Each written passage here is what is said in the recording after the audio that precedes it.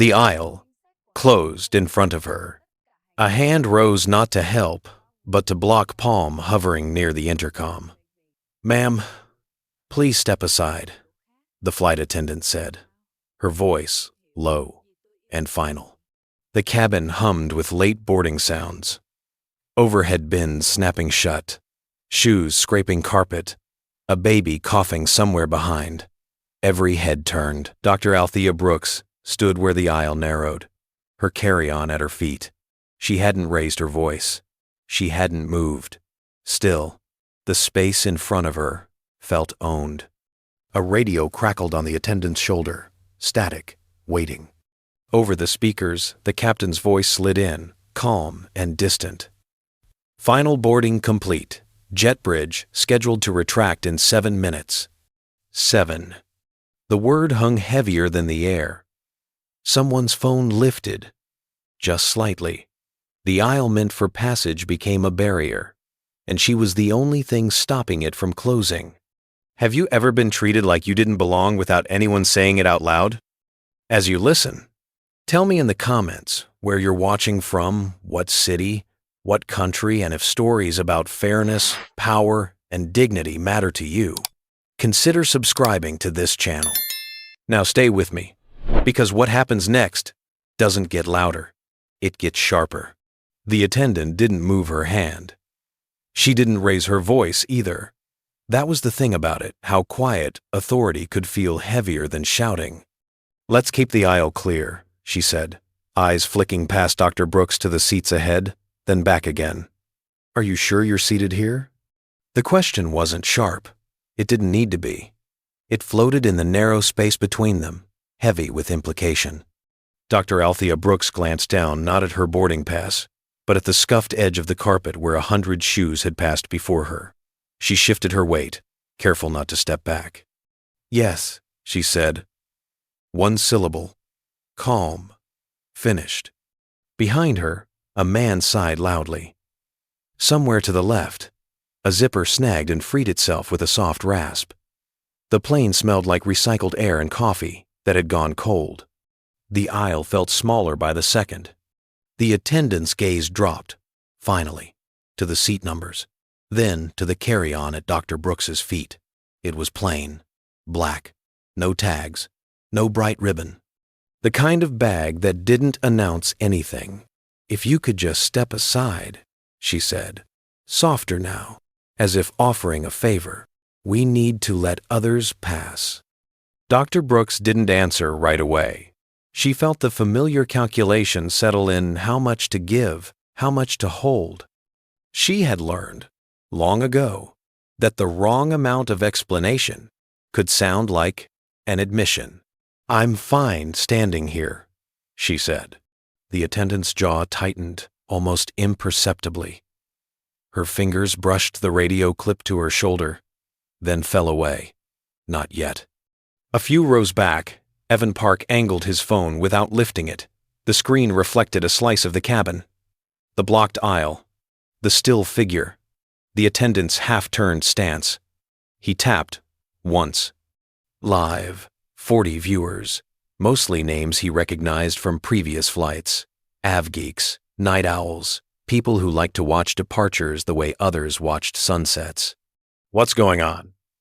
Someone typed. Evan didn't answer. He didn't need to. The image said enough. The attendant tried again. "We're almost ready to push back," she said. "It'll be easier if you step out of the way." Easier for whom? Dr. Brooks wondered. She felt the thrum of the aircraft through the soles of her shoes, a low vibration like a held breath. 7 minutes. The number replayed itself, steady as a metronome. She reached up, adjusted the thin strap at her collarbone. The ID card there stayed flipped inward, blank to the world. She kept it that way on purpose. Not hiding. Choosing. "Which seat?" the attendant asked. Now clearly, Dr. Brooks named it. "First class. Window." The word landed with a dull thud. Not disbelief, exactly something more like recalibration. The attendant nodded once. Brisk. "I'll just need to verify," she said, already half-turned, as if the matter were administrative now, not personal. "Of course," Dr. Brooks said. The attendant didn't go far. 2 steps, a glance toward the galley, a quick look back at the aisle. Still blocked. The radio crackled again, louder this time. Static, then a clipped voice asking about departure readiness. The attendant answered with a practiced cadence, eyes never leaving Dr. Brooks. "All set," she said into the mic. Then, quieter, to Dr. Brooks. One moment. Behind them, the live chat ticked up. 100 viewers. 200. Comments scrolled faster. "She's not moving. Why are they stopping her? That aisle's been blocked for like a minute." Dr. Brooks felt the heat at the back of her neck, the kind that came not from anger, but from being watched. She kept her hands visible, relaxed. She had stood in courtrooms with worse eyes on her. She had stood in boardrooms where silence was a weapon. This was different only in how ordinary it pretended to be. The attendant returned, posture unchanged. "There seems to be a discrepancy," she said. "What kind?" Dr. Brooks asked. The attendant hesitated. "Just long enough. We'll need to resolve it before we close the door." Dr. Brooks nodded once. "I'm happy to help," she said. Then, evenly, "Which policy are we invoking?" The question slipped into the aisle like a wedge. The attendant blinked. The radio clicked, then went quiet. For the first time since it began, the hum of the cabin felt too loud. Somewhere, a phone chimed. Evan's screen jumped 500 viewers now. The aisle remained blocked, but something else had shifted, subtle as a change in air pressure. The silence didn't last. Footsteps came from the galley measured, heavier than the soft shuffle of boarding passengers. A uniform edge entered the frame of the aisle, navy and gray, a badge catching the overhead light. Officer Daniel Ruiz stopped just short of the blockage, his presence widening the narrow space without touching it. "What seems to be the issue?" he asked, voice practiced, already angled toward resolution. The flight attendant spoke first. "We're having a compliance concern," she said. "Careful with the word. We need the aisle clear to finalize departure." Dr. Brooks noticed how the phrase floated compliance concern like a blanket laid gently over a shape no one wanted to name. She met Ruiz's eyes. He was younger than she'd expected. Alert, tired. He glanced at the carry-on, then at her face, then back to the attendant, triangulating. "I'm happy to comply," Dr. Brooks said, "once I understand which policy requires me to move." The attendant exhaled. Audible. "Ma'am, let's not make this difficult," she said. "Calm down." The word landed wrong. It always did. "I am calm," Dr. Brooks replied, evenly. Ruiz raised a hand not to stop her, but to steady the exchange. "Let's take a step off the aircraft and talk," he said, lowering his voice. "We're under time pressure." Behind him, the radio on the attendant's shoulder chirped, then cleared. Overhead, the captain's voice returned, smooth and impersonal. "Cabin crew, please finalize departure procedures. 5 minutes to bridge removal." 5. The number moved through the cabin like a current, a ripple of shifting bodies. Someone laughed, nervously. Another phone came up, then another. Evan's live stream ticked past 5,000 viewers. The comments blurred into a chorus. "They always say calm down. Why security already? That's not de-escalation." Dr. Brooks felt the eyes, now not curious, but expectant, the kind that waited for a mistake. She kept her shoulders loose, her hands open. "Officer," she said, "I'm not refusing to cooperate. I'm asking for documentation." Ruiz hesitated. A fraction, long enough for the attendant to step in again. Her tone firmer, pitched lower, meant to end things. "Ma'am, you're delaying the flight." The accusation shifted the ground. It was no longer about a seat or a policy. It was about blame. "I'm standing where I was instructed to stand," Dr. Brooks said. "In the aisle." The aisle. The word echoed with new weight. What it was meant for. What it had become. Ruiz glanced at the radio clipped to his own shoulder. He thumbed it, then stopped, as if thinking better of it. "We really need to resolve this," he said. "People are waiting." "I'm aware," Dr. Brooks said. She lifted her phone, not brandishing it just enough to glance at the screen. An email sat open. The subject line, truncated, but legible.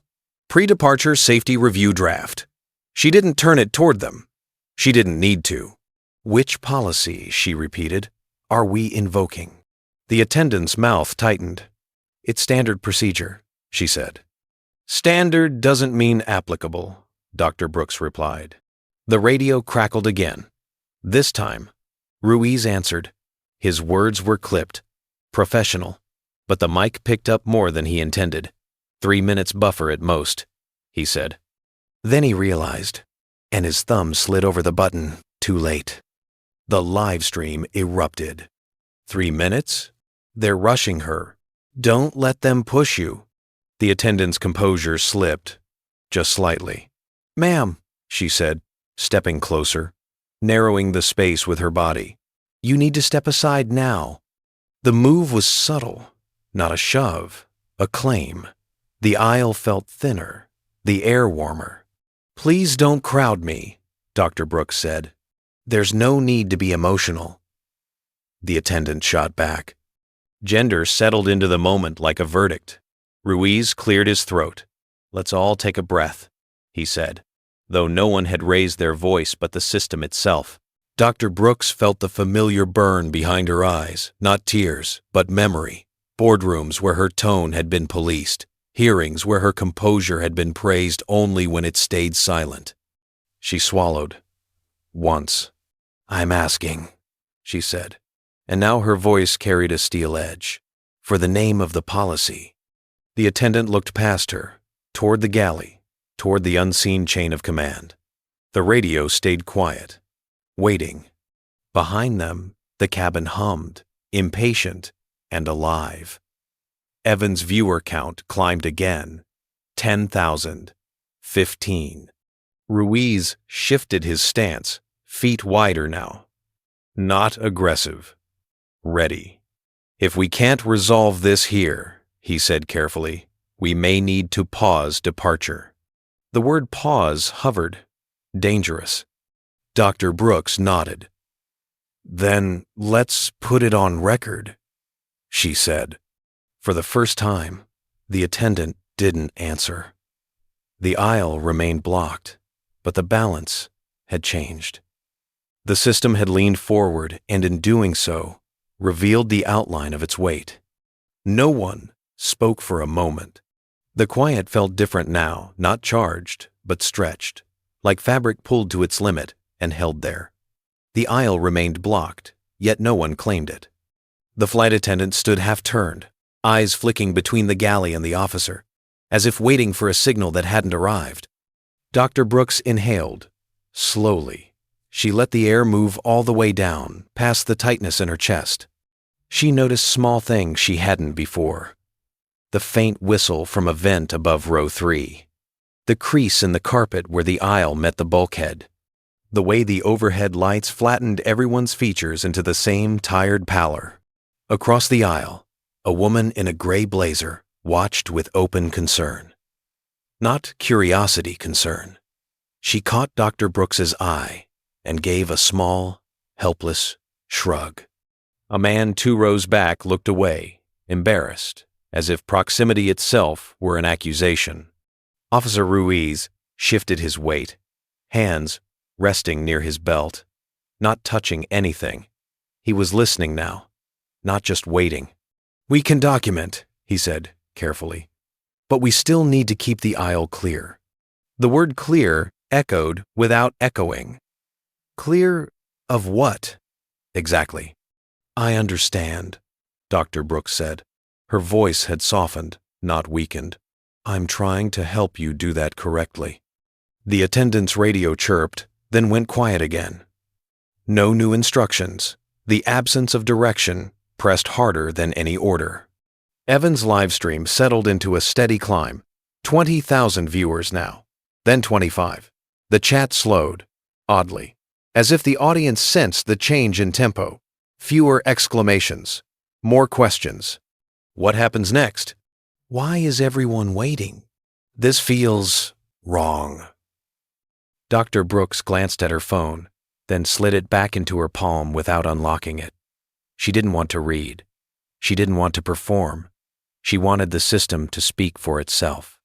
The attendant finally broke the silence. "We're following procedure," she said, but the words sounded rehearsed, thin. "It's for safety." Dr. Brooks nodded. "Safety is why I'm asking," she replied. "Before the door closes." The phrase landed with quiet weight. Before the door closes, before the system seals itself and calls it order. Ruiz looked toward the cockpit, then back. "Captain's asking for a status update," he said. He pressed his radio, thumb steady. "We're assessing a compliance question in the aisle," he reported. "Stand by. Stand by." The command mirrored the posture everyone had adopted. A flight attendant from further back stepped forward, then stopped, reading the room. She leaned toward her colleague and whispered something Dr. Brooks couldn't hear. The first attendant's shoulders dropped a fraction. For the first time since it began, the aisle felt less like a battleground and more like a pause, a waiting room. Dr. Brooks's mind drifted, uninvited, to another corridor years ago, narrow, fluorescent lit, outside a hearing room where she had waited to testify. She remembered the way her heels had clicked too loudly, how she'd slowed her pace to avoid drawing attention. She remembered thinking, if I move carefully enough, I won't be noticed. The thought returned now, unwelcome and sharp. She straightened just a little. "I don't need special treatment," she said, "not to anyone in particular. I need the same clarity everyone else gets." The attendant looked at her, then not scanning, not assessing, but seeing, just for a second. "We don't have time for a back and forth," she said, softer than before. "We have time for the right thing," Dr. Brooks replied. The radio stayed silent. From the cockpit, the captain's voice came again, lower, closer than before, as if leaning into the moment. "Cabin, advise, we're holding at the gate." Holding, not pushing, not closing. A murmur rippled through the cabin, relief tinged with impatience. Someone clapped once, then stopped, uncertain if it was allowed. Evan's viewer count jumped again, 30,000. He angled the phone slightly to catch the aisle, the stillness, the fact that nothing was happening and that this nothing mattered. Dr. Brooks felt the heat at the back of her neck ease. Not gone, eased. She met Ruiz's eyes again. He gave a small nod, barely perceptible, as if acknowledging the shift. "We'll need to note this," he said. "Yes," Dr. Brooks said. "On record." The attendant exhaled, long and slow. She looked down the aisle at the space that had become a problem only because it had been claimed. She took one step back, not enough to clear it, enough to show intent. The system had not resolved itself, not yet, but it had slowed, and in the slowing, something human had room to surface. The aisle remained blocked. The radio remained quiet. And in that narrow strip of carpet, between urgency and restraint, the story took its first real breath. The pause broke the wrong way. Officer Ruiz leaned in slightly, lowering his voice, as if confidentiality might soften the blow. "We can resolve this faster if you step off the aircraft," he said. "Just for a moment." The offer sounded reasonable. It always did. Dr. Brooks felt it the pull of the easier path, the one that promised quiet, privacy, a resolution away from eyes and cameras. She pictured the narrow jet bridge, the hum of the terminal, the familiar choreography of being escorted somewhere to talk. She had walked that corridor before, in other contexts, other lives. For half a breath, she considered it. The attendant's radio chirped. Sharper this time. Ruiz's hand moved instinctively toward his own mic. Overhead, a soft chime announced an update from operations. Words too low to make out, but urgent enough to raise the temperature of the cabin. 3 minutes, Dr. Brooks thought. They were about to turn time into leverage. "I'm not refusing," she said, meeting Ruiz's eyes. "I'm declining to move without documentation." The distinction mattered. She held it steady between them. Ruiz straightened. The attendant exhaled through her nose, impatience flashing. "Ma'am," she said, "no softness left now. We're holding up the flight." The accusation landed hard. Heads turned again, sharper this time. A ripple of annoyance moved through the cabin. The sound of people who wanted to get home, who wanted this to end. Evan's live stream spiked. 40,000 viewers. The chat split cleanly down the middle, those urging compliance, those urging resistance. The line between convenience and conscience lit up in real time. Just step off. They're bullying her. This is how it always happens. Dr. Brooks felt the weight of the room settle onto her shoulders. This was the moment the system counted on, the moment when public fatigue would do its work. She glanced down the aisle, past the attendant's shoulder, toward the cockpit door, closed. She glanced back at the space behind her, filled with people whose schedules now pressed against her spine. "I hear the urgency," she said. "I also hear the policy being used incorrectly." The attendant shook her head. "We don't have time for a debate." "This isn't a debate," Dr. Brooks replied. "It's a record." Ruiz's radio crackled, louder than before. This time, the voice on the other end was clear. "Security? Status?" Ruiz answered, choosing his words carefully. "Passenger. Declining to clear aisle pending documentation." The word declining hung there, clinical and loaded. 3 minutes to bridge removal, the voice replied. "We need compliance." The cabin reacted as one. A collective intake of breath. Someone muttered an oath. Someone else laughed, sharp and humorless. The attendant stepped closer again, her body angling to claim the aisle fully now. "Ma'am," she said, voice firm, "this is your last opportunity to step aside voluntarily." Voluntarily. The word tasted bitter. Dr. Brooks closed her eyes for a second. Just a second. In the dark, she saw her mother's hands, folded tight in her lap, during a meeting where no one had looked at her. She saw her own reflection in a glass conference table years later, practicing the calm that would keep her from being labeled difficult.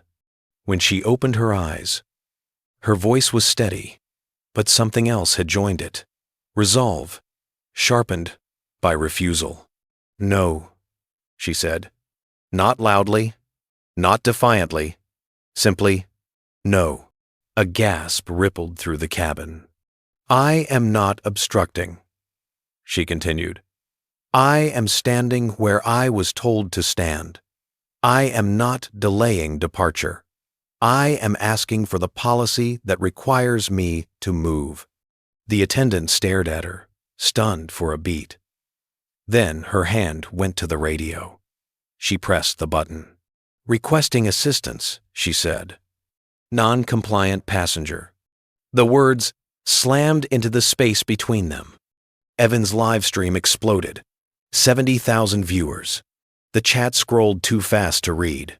Did she just... That's escalation. This is going to blow up. Ruiz's posture changed, not aggressive procedural. He stepped fully into the aisle now, his presence sealing it. "Ma'am," he said louder, "if you do not comply, we may need to remove you from the aircraft. Remove you." The cabin held its breath. Dr. Brooks felt the familiar heat rise again, sharper now. This was the fulcrum. Step off, and the story would end quietly. Her dignity preserved, but the pattern intact. Stay, and the system would have to show its hand. She lifted her phone, not toward them, but toward herself, as if grounding. "I'm requesting," she said, "that any action taken be documented and witnessed." She gestured not at the phones, not at the people, but at the space itself, the aisle, the place where movement had stopped. "For safety," she added. The captain's voice cut in, unexpected and closer than before. "Security," he said. "Hold." The word sliced through the noise. "Repeat," the captain said. "Hold." The attendant froze. Ruiz's hand stilled on his radio. The cabin exhaled, shaky and loud. Evan's viewer count ticked past 80,000. Dr. Brooks didn't move. She didn't smile. She didn't claim victory. She simply stood where she was, in the aisle that had become a test, and let the system reckon with the choice it had made. The midpoint had passed. There was no easy way back. The word hold didn't end anything. It only changed the shape of the pressure. Officer Ruiz kept his hand on the radio, thumb hovering, as if waiting for the next instruction to drop. The flight attendant stood rigid, eyes fixed forward, posture locked into procedure. The aisle, once narrow, now felt sealed, a corridor claimed by the system itself. Overhead, a new chime sounded. Not the captain this time. "Operations. Cabin, be advised," the voice said, crisp and disembodied. "We are at 3 minutes to bridge removal. Confirm readiness." That, 3 minutes. The number landed like a verdict. It didn't belong to anyone. It couldn't be argued with. It simply was. Evan's live stream counter surged past 100,000. The comments blurred into a single, pulsing noise, approval and outrage braided together. "Don't move. They're counting her down. This is messed up." Dr. Brooks felt the floor vibrate beneath her feet, a subtle shift in the aircraft systems preparing for departure. The plane was getting ready to leave with or without her dignity intact. Ruiz lowered his voice, stepping closer but not touching. "Ma'am," he said, choosing each word, "operations needs confirmation. We're out of buffer." "Understood," Dr. Brooks replied. "Then please confirm which policy requires me to clear the aisle at this moment." The flight attendant's radio crackled. She pressed the button, her tone precise, almost relieved to surrender to protocol. "Ops, we have a passenger declining to clear the aisle. Request guidance." There it was again, declining. Passive voice. No subject. No cause. Ops responded immediately. "Compliance is required prior to bridge removal." Dr. Brooks nodded once. Compliance with what? A pause, not silence processing. Ruiz glanced at the attendant, then back at Dr. Brooks. "Ma'am, we need you to step aside now." The words were louder this time, carried, meant to be heard. A man in the third row stood halfway, then sat back down, uncertain. A woman across the aisle pressed her lips together, eyes shining with something like fear, not for herself, but for what she was watching. Dr. Brooks felt the heat rise again, sharper than before. She imagined the headlines forming in real time, the clips being cut, the story flattening. She imagined the quieter ending, the one where she stepped off and nothing changed. "I am complying," she said, her voice steady enough to slice the air. "I am complying with safety, with documentation, with record." She lifted her phone not to show them, but enough that the glow illuminated her hand. "I'm requesting that this interaction be logged." Ruiz's radio chirped. He answered without thinking. "Copy," he said, then realized the mic was open. Evan's chat exploded. He said copy. "This is on record now. They can't undo this."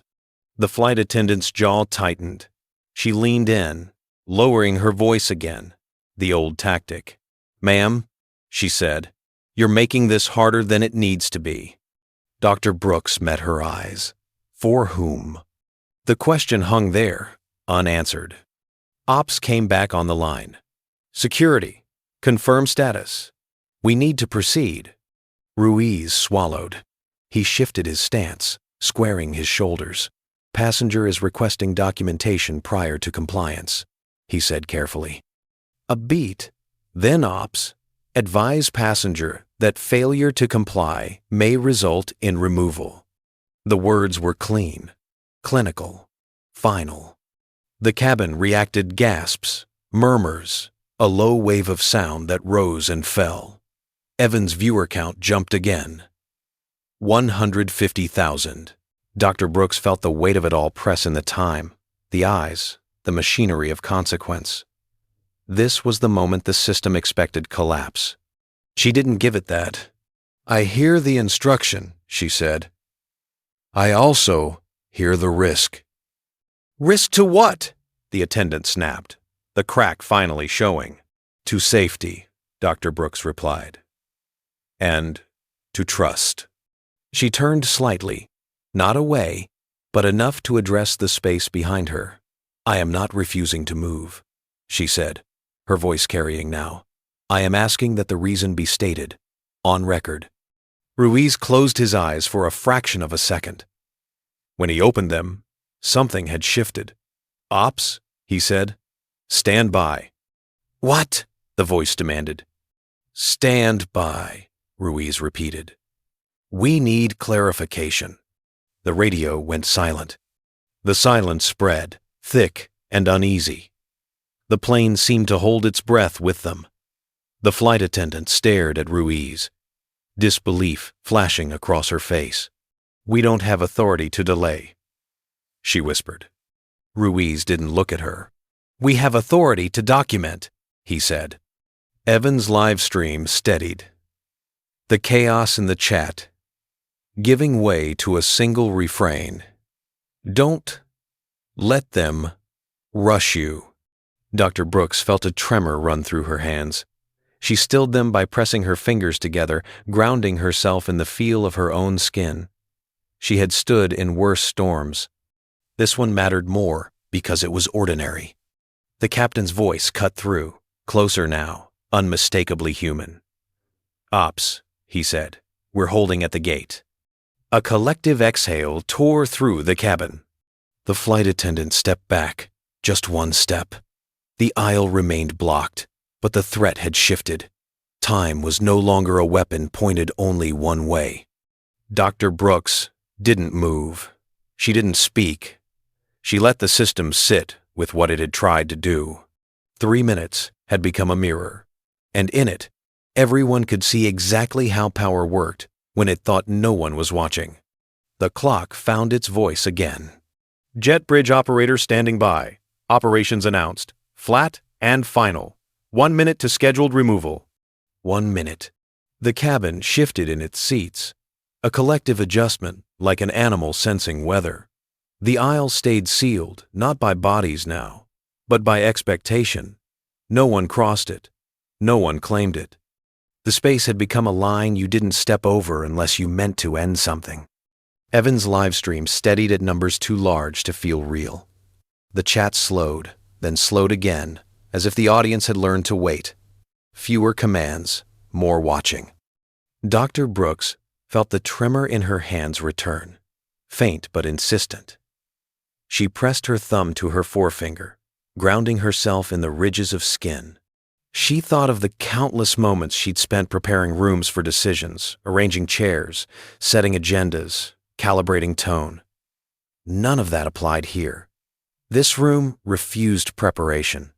Officer Ruiz stood slightly to her left now, angled not as a barrier but as a brace. He spoke quietly, just for her. "They're asking for a final confirmation," he said. "If we don't give one, Ops will escalate." "Escalate how?" she asked. He didn't answer right away. The honesty came after a breath. "They'll force a decision." She nodded once. She had expected as much. The flight attendant hovered near the galley, hands clasped, posture rigid. The set of her jaw suggested resolve. But her eyes flicked toward the cockpit door again and again, searching for something permission, perhaps, or relief. From the front, the captain's voice cut in, lower than before. "Cabin," he said. "Advise status. We are holding." The word holding sounded heavier this time.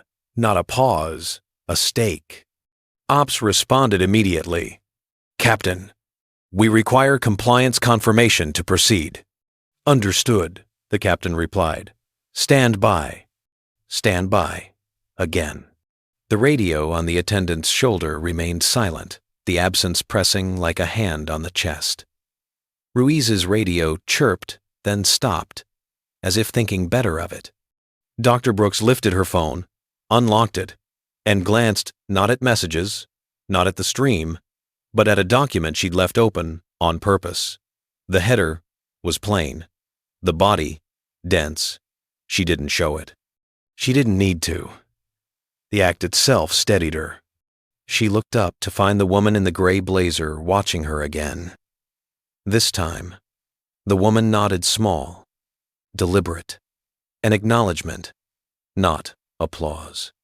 "Ma'am," the attendant said suddenly, stepping forward a fraction. Her voice was quieter now, stripped of edge. "If you'll just—" Dr. Brooks raised a hand, not in command, but in pause. "I've been clear," she said. "I'm asking for the reason, on record." The attendant's shoulders dropped, almost imperceptibly.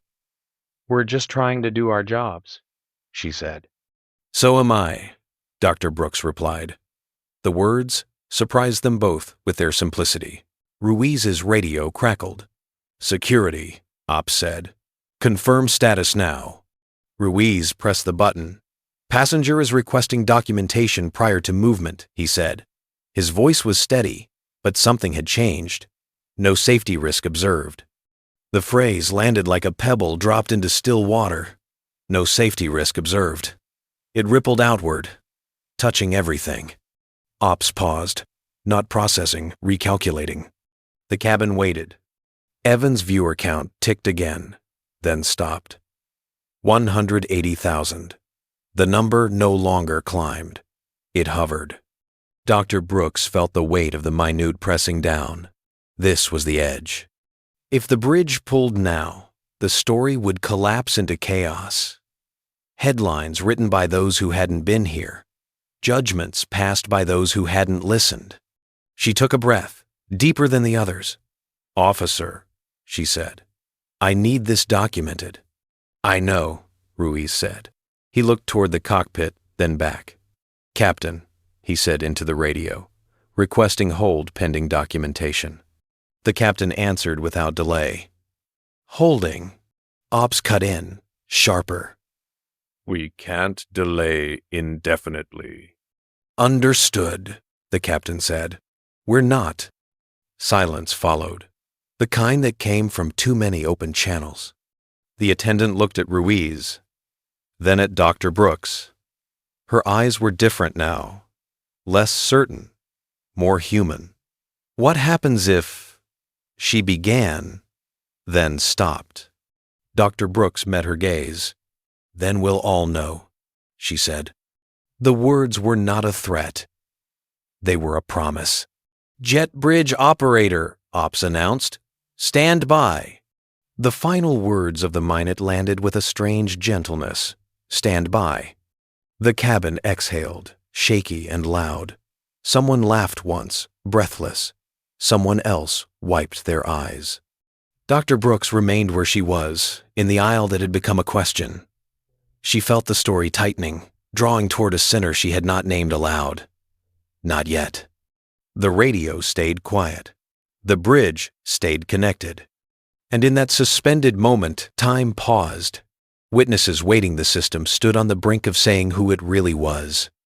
Dr. Brooks felt the moment before it happened, the subtle thinning of the air, the way attention gathered itself like a lens finding focus. She didn't raise her voice. She didn't step forward. She simply turned, enough to face the cabin, the aisle, the unseen thousands watching through glass and signal. "My name is Dr. Althea Brooks," she said. The words were ordinary. The effect was not. "I am the chair of the Airline Safety and Compliance Board." The cabin changed temperature. Officer Ruiz froze, his hands still hovering near the radio that had gone inexplicably quiet. The flight attendant's breath caught audible, sharp, before she could stop it. Somewhere near the window, a passenger whispered, "Oh." Dr. Brooks let the silence do its work. She had learned when to stop talking. Evan's live stream counter surged and then jumped again, numbers rolling too fast to track. 80,000. 90. The chat exploded into a single roar. "That's who? No way. This just flipped," Dr. Brooks continued, her tone measured, precise. "I oversee pre-departure safety procedures, documentation standards, and compliance audits across this airline." She looked at the flight attendant, not with accusation, but with clarity. "I'm asking you to explain on the record what policy justified blocking this aisle and initiating a removal request." The word "explain" landed where comply had failed.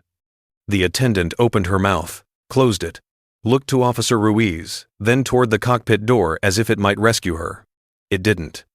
Ruiz found his voice first. "Captain," he said into the radio, "we have a declaration of oversight authority." The radio stayed silent. Dr. Brooks shifted her gaze to the front. "Captain," she said, addressing the intercom without touching it, "I'm requesting this interaction be documented and preserved." A beat. Then the captain's voice came through closer, now unmistakably human. "Acknowledged," he said. "Ops is on the line." Operations didn't speak right away. When they did, the tone had changed. "Dr. Brooks," the voice said, careful with the name, "we were not aware." "That's not the question," Dr. Brooks replied gently. "The question is, what policy was applied?" The attendant swallowed. We followed standard clearance procedure," she said. The words sounded thin, even to her own ears. "Which section?" Dr. Brooks asked.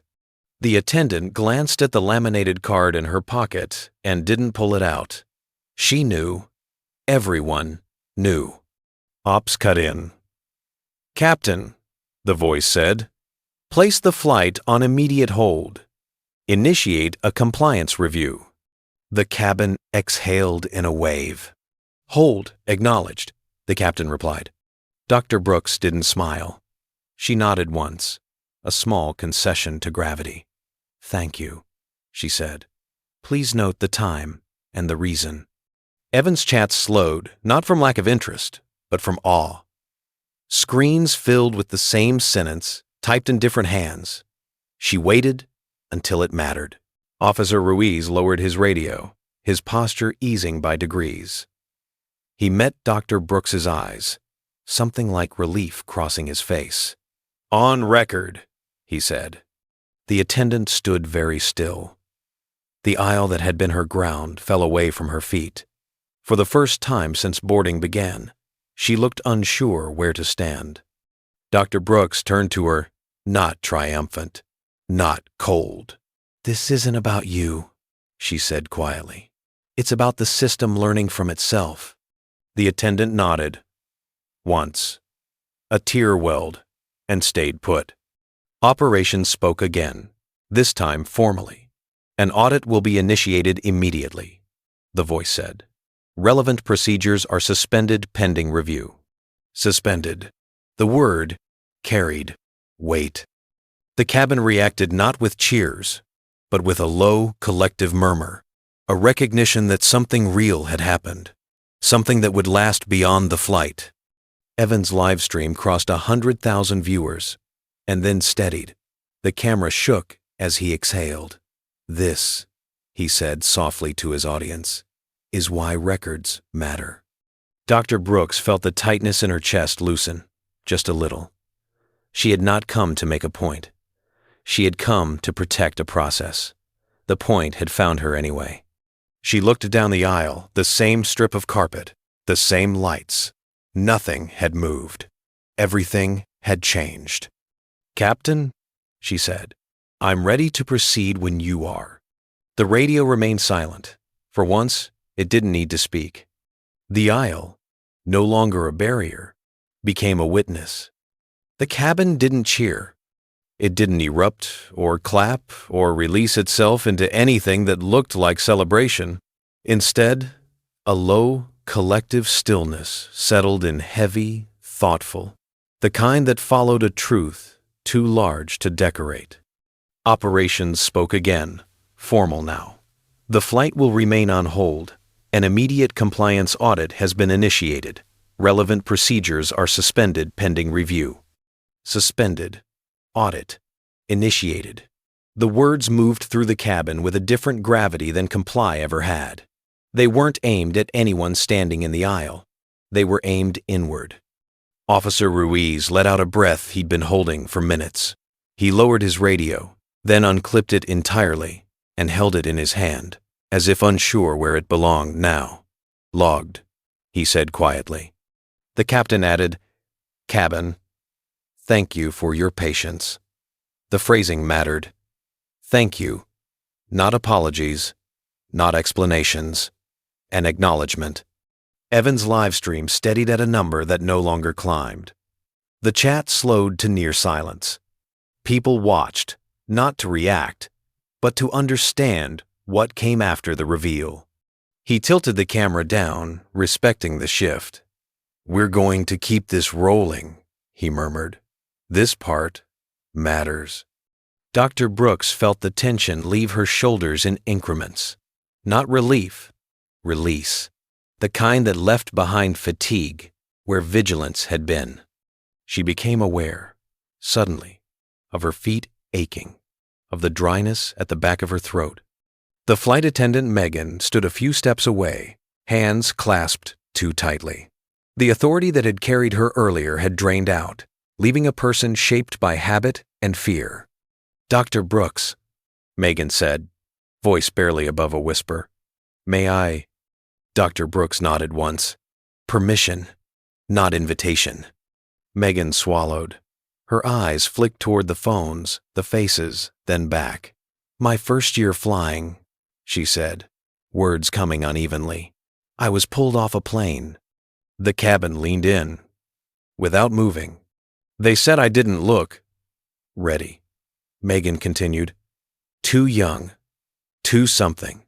She laughed once, brittle. "Security stood where you stood. Radio on the shoulder. Same aisle."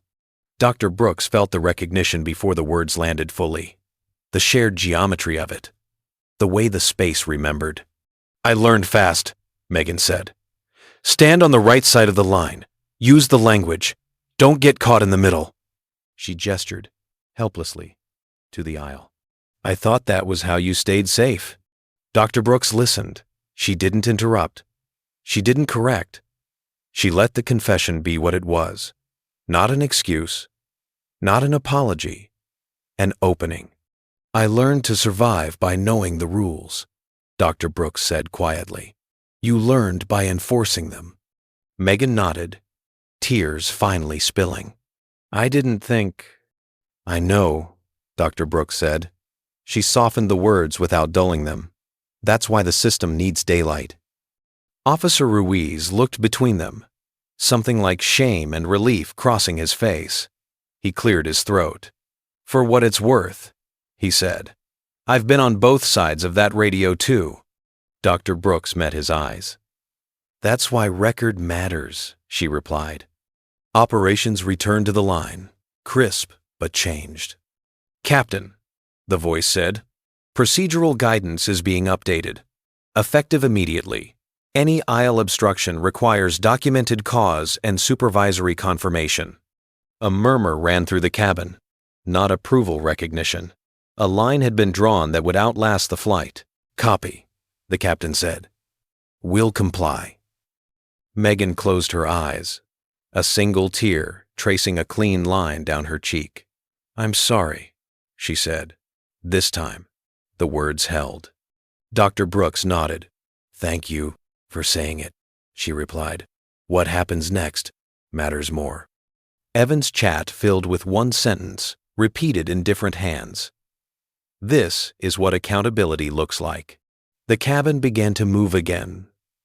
Small adjustments. Bags shifted. Shoulders rolled. Life, returning carefully, as if not to break what had just been set.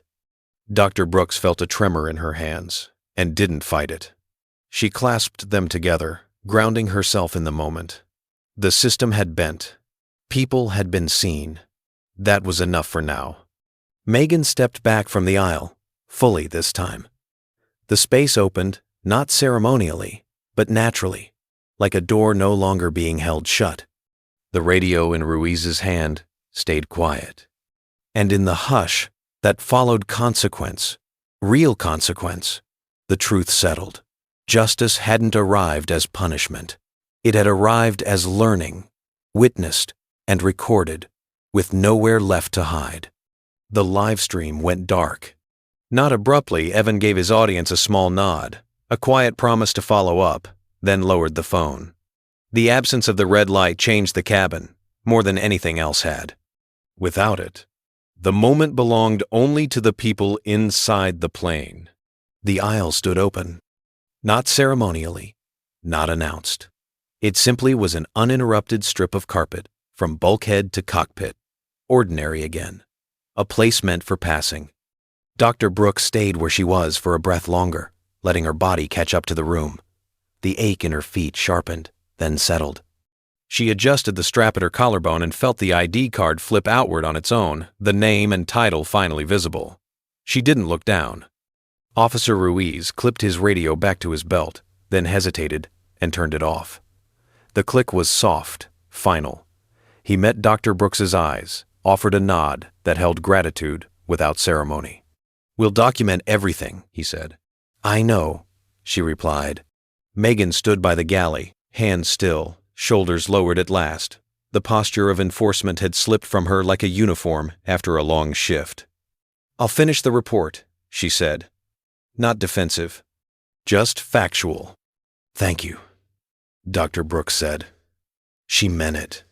The captain's voice came once more over the speakers, lighter now. "Ladies and gentlemen, thank you for your patience. We'll be departing shortly." Shortly. The word sounded almost gentle. People moved again, bags lifted, seats adjusted, conversations resumed in low tones. A man leaned out to whisper to his seatmate. A woman wiped her eyes and laughed at herself. Life. Careful not to step on what had just been laid down. Dr. Brooks took her first step forward. The aisle didn't resist. As she walked, she noticed details she'd missed before. A scuff mark near row 2, shaped like a comma. The faint smell of citrus cleaner near the galley. The way the overhead lights softened as evening edged in through the windows. Each step felt earned, not because of who she was, but because of what had been named. She reached her seat and paused. The window showed the jet bridge still connected, metal ribs quiet against the aircraft. For a moment, she rested her hand on the seatback and let her breath go. No one was watching now. Her phone vibrated once, a message from her assistant, no doubt already aware of everything. She didn't open it. Not yet. She sat. The seat felt the same as it always had, cushioned, unremarkable, human.